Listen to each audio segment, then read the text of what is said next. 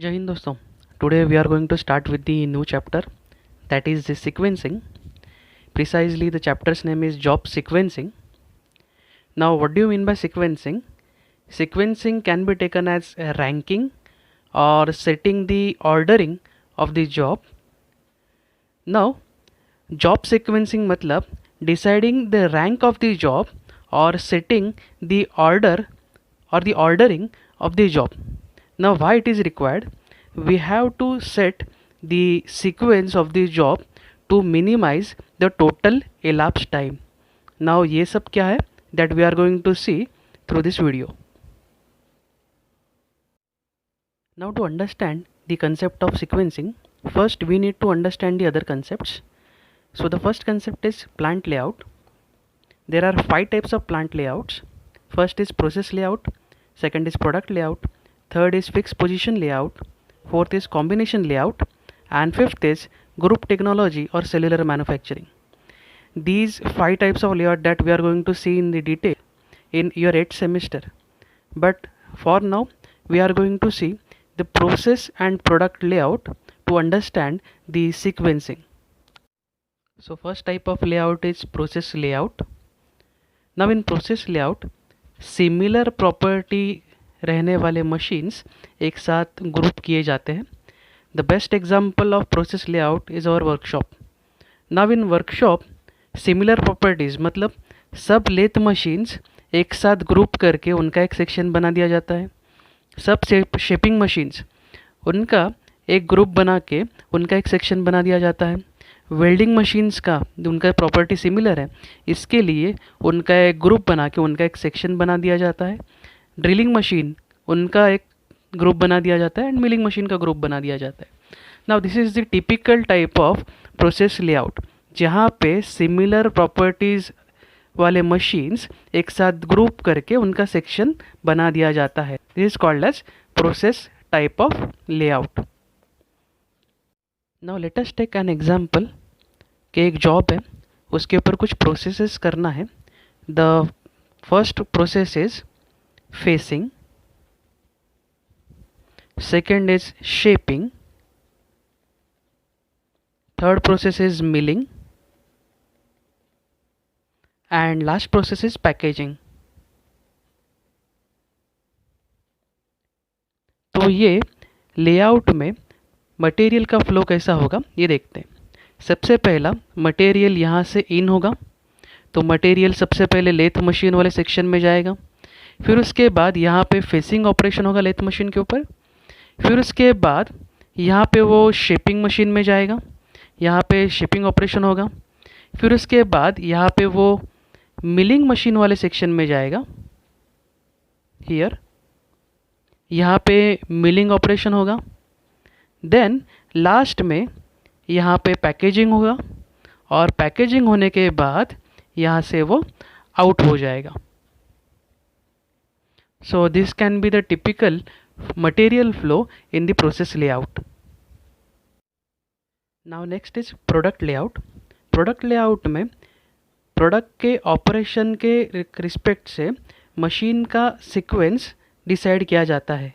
जैसे कि यहाँ पे first operation was facing, second operation was shaping, third operation was milling and last operation was packaging. तो यहाँ पे पहला मशीन लेथ मशीन सेट किया गया है जिसके ऊपर फेसिंग ऑपरेशन होगा. देन दूसरा शेपिंग मशीन यहाँ पे सेट किया गया है, उसके ऊपर शेपिंग ऑपरेशन होगा. देन मिलिंग मशीन के ऊपर मिलिंग ऑपरेशन होगा एंड लास्ट में पैकेजिंग होगा और यहाँ से मटेरियल बाहर जाएगा. तो in product layout, as per the operation sequence, machine sequence has been ordered. Now let us understand the concept of cycle time and throughput. Now what do you mean by cycle time? The cycle time is the time difference between two consecutive outputs. And throughput means जब job के ऊपर पहला process चालू होता है वो time से लेके जॉब के ऊपर लास्ट प्रोसेस फिनिश होता है उसके बीच का जो टोटल टाइम होता है that is called as throughput. Now to understand these two concepts let us take an example. कोई एक कंपनी है जो शाफ्ट मैन्युफैक्चरिंग करती है. वो शाफ्ट मैन्युफैक्चरिंग करने के लिए वो फर्म में तीन ऑपरेशन होते हैं. First operation is facing, second operation is turning and third operation is threading. वह फर्म के पास 1,00,000 शाफ्ट बनाने का ऑर्डर आ गया है. Now in this case what will be the throughput and what will be the cycle time. Now here machine A के ऊपर facing operation होता है और फेसिंग ऑपरेशन के लिए 5 मिनट्स लगता है. सेकंड मशीन बी के ऊपर टर्निंग ऑपरेशन होता है और उसको भी 5 मिनट लगता है. थर्ड मशीन सी के ऊपर थ्रेडिंग ऑपरेशन होता है और उसको भी 5 मिनट लगता है. Now for the simple calculation मैंने ये तीनों का जो प्रोसेसिंग टाइम है वो 5 मिनट्स रखा है और जो ट्रांसपोर्टेशन टाइम रहेगा इन बिटवीन उसको निगलेक्ट किया है. Now let us understand the concept of cycle time first in this example. Now at 0 time machine A के ऊपर जॉब नंबर 1 एंटर होगा, बराबर. So I will write 0 over here. Now after 5 minutes machine A के ऊपर job number 1 का process complete हो जाएगा. तो मशीन ए से जॉब नंबर 1 आउट हो जाएगा after 5 minutes. Now see after 5 minutes machine B के ऊपर एट सेम टाइम वो जॉब नंबर 1 लोड हो जाएगा, right. So I will write here 5. Then after completing the 5 minutes on the machine B, turning operation होने के बाद यहाँ से वो जॉब आउट हो जाएगा. तो पॉइंट ऑफ इंसेप्शन से टोटल कितना मिनट हो गया, 5 मिनट के ऊपर वो एंटर हुआ है तो 10 मिनट के ऊपर वो आउट हो जाएगा. So this will be the processing time of 5 minutes on the machine B.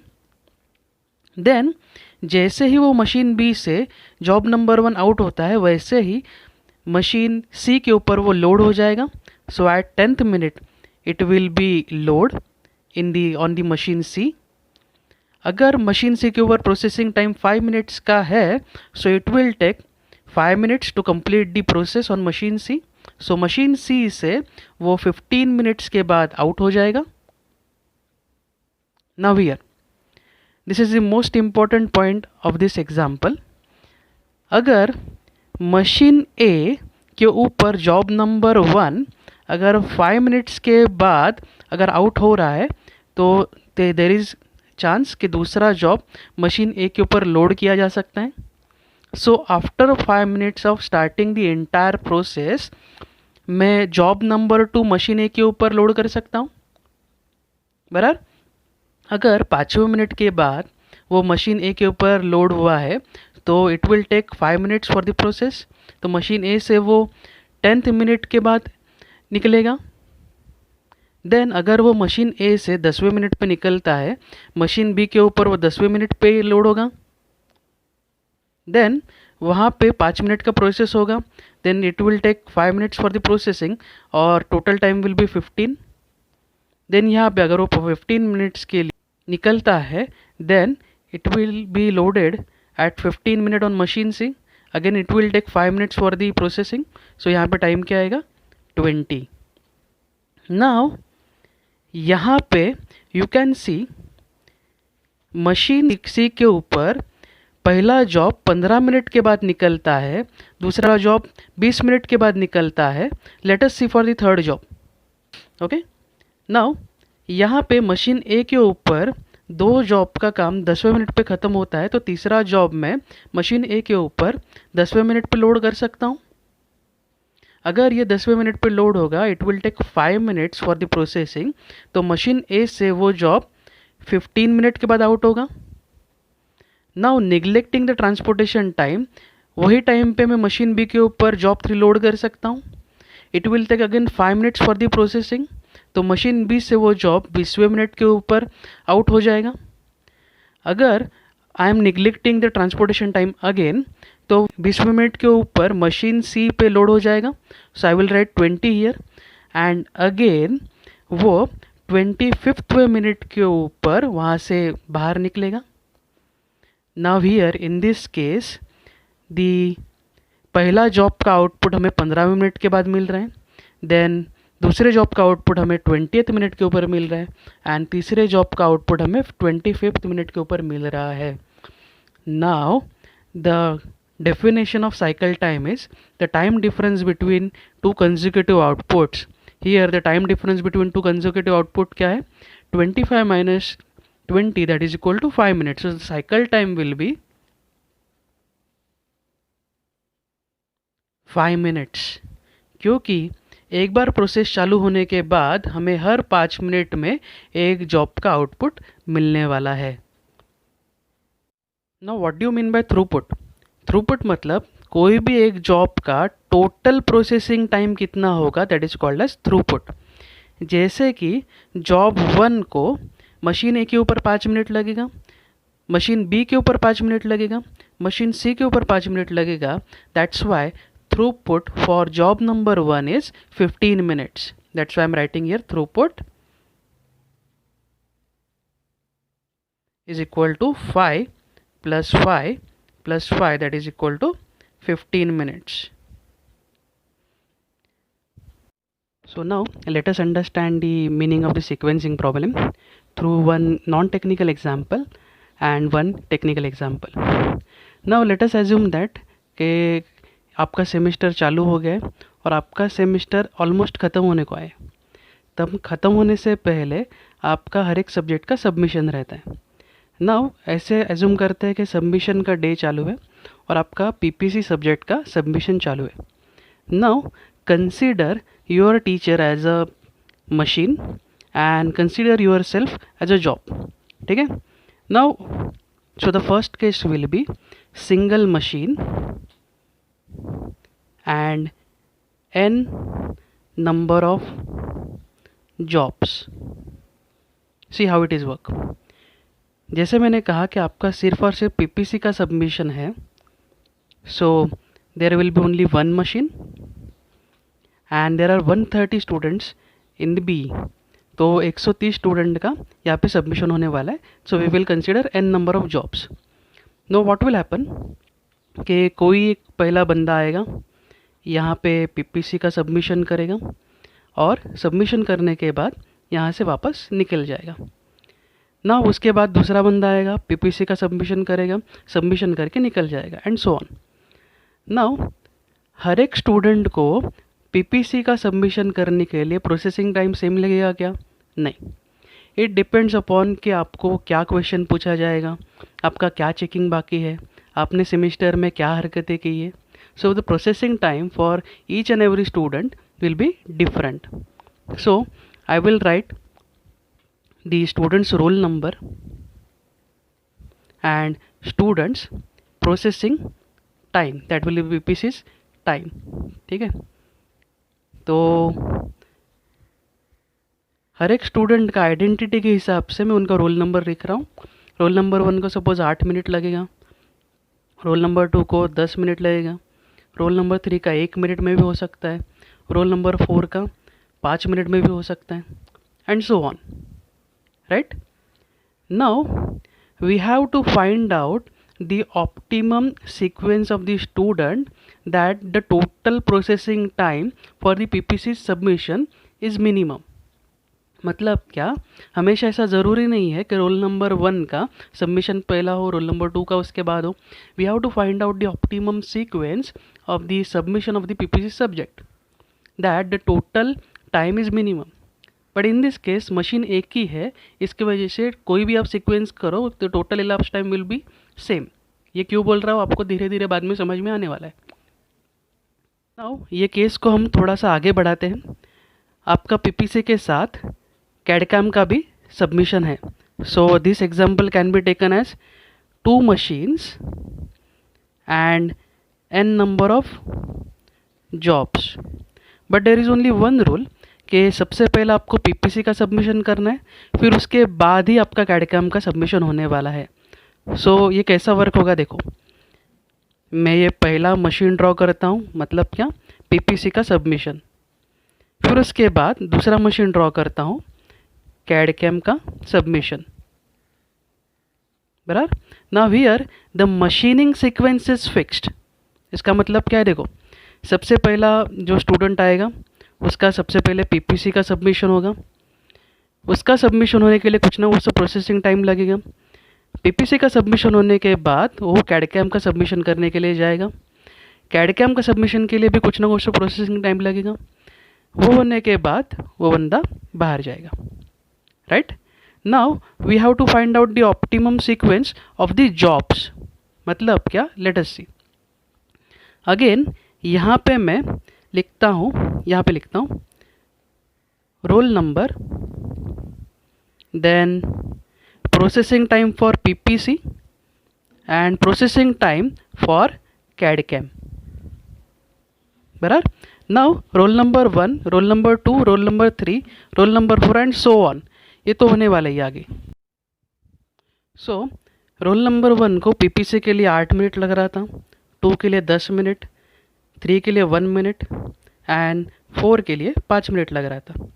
तो यही सेम टाइम कैडकैम के सबमिशन के लिए लग नहीं सकता। तो फॉर एन एग्जाम्पल, भले ही रोल नंबर 1 को पीपीसी का सबमिशन के लिए 8 मिनट लग रहा था, इधर इसको 3 मिनट भी लग सकता है, इधर इसको 10 मिनट लग रहा था तो इसको 5 मिनट भी लग सकता है, इसको 1 मिनट लग रहा था इसको यहाँ पे 4 मिनट लग सकता है, यहाँ पे इसको 5 मिनट लग रहा था तो यहाँ पे इसको 7 मिनट लग सकता है। It totally depends upon the students कि उसको क्या क्वेश्चन पूछा जाएगा, उसका कितना चेकिंग बाकी है, ये सब चीज़ों के ऊपर से उसका सबमिशन का प्रोसेसिंग टाइम वैरी होगा। Now what is our objective? Now we have to find out again the optimum sequence of the students, ताकि जो टोटल प्रोसेसिंग टाइम है सबमिशन का पीपीसी और कैडकैम का मिला के वो कम से कम हो। इसका मतलब ये है कि कौन सा रोल नंबर वाला स्टूडेंट पहला जाएगा, कौन सा रोल नंबर का स्टूडेंट दूसरा जाएगा, कौन सा रोल नंबर का स्टूडेंट तीसरा जाएगा और कौन सा रोल नंबर का स्टूडेंट चौथा जाएगा, ये अब हम लोग को फाइंड आउट करना है। एंड आवर ऑब्जेक्टिव इज़ कि ऐसा हम लोग को सीक्वेंस फाइंड आउट करना है ताकि हम लोग का जो टोटल प्रोसेसिंग टाइम है दोनों सब्जेक्ट का वो मिनिमम हो। सो ये केस को थोड़ा और आगे बढ़ा दिया जाता है। पीपीसी कैडकैम के साथ अगर आपका एमडी का भी सबमिशन है तो ये प्रॉब्लम कैसा आइडेंटिफाई किया जाएगा। Now as you can see there are 3 subject, so this problem will be considered as 3 machines and n jobs sequencing problem. Now ये कैसा वर्क करेगा देखो। सबसे पहला मशीन था अपना पीपीसी, दूसरा मशीन था कैडकैम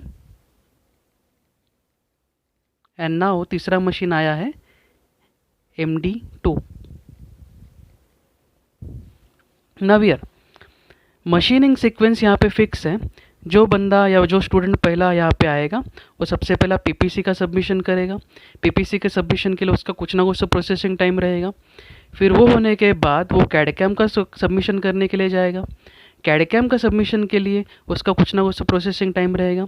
वो होने के बाद वो MD2 का सबमिशन करने के लिए जाएगा और वो सबमिशन के लिए भी कुछ ना कुछ प्रोसेसिंग टाइम रहेगा और वो प्रोसेसिंग होने के बाद वो बाहर जाएगा। Now this is called as 3 machines and n number of jobs. So now what is the meaning of this problem और इसके लिए क्या टाइम लग सकता है। हम लोग वापस वही हम लोग टेबल बनाते हैं। स्टूडेंट का आइडेंटिटी हम लोग उसका रोल नंबर के हिसाब से लिखते हैं, रोल नंबर 1 2 3 4। उसका पीपीसी का प्रोसेसिंग टाइम, कैडकैम का प्रोसेसिंग टाइम एंड उसके साथ उसका अभी MD2 का प्रोसेसिंग टाइम आएगा, बराबर। तो पिछला वाला जो डेटा था मैं उसको रेफ़र करता हूँ।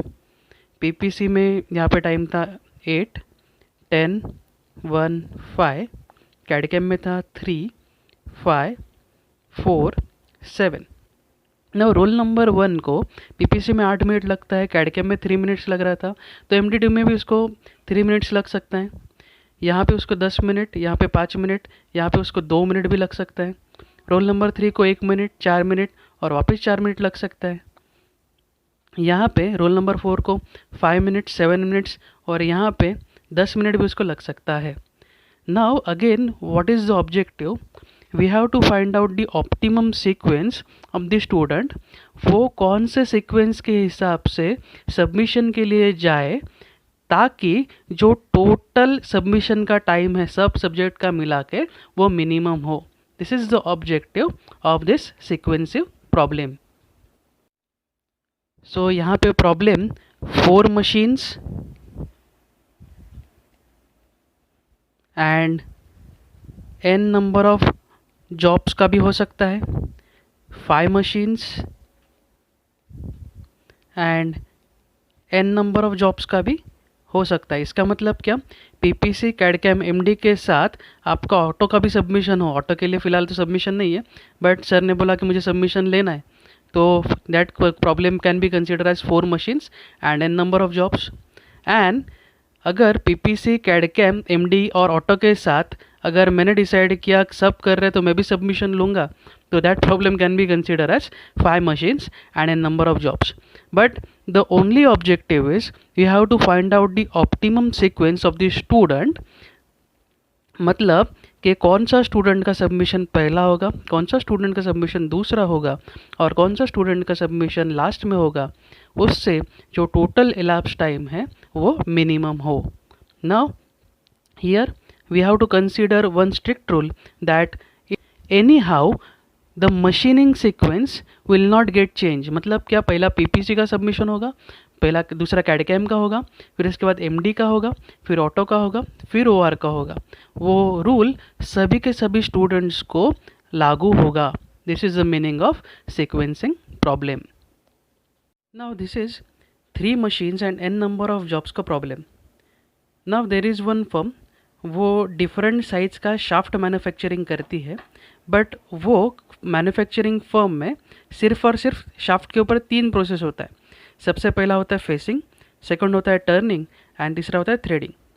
नाउ मशीनिंग सीक्वेंस को हम चेंज क्यों नहीं कर सकते, उसके पीछे का रीज़न है कि एनी हाउ हमें फेसिंग करना है, फिर टर्निंग करना है, देन थ्रेडिंग करना है। टर्निंग से पहले थ्रेडिंग नहीं हो सकता, राइट?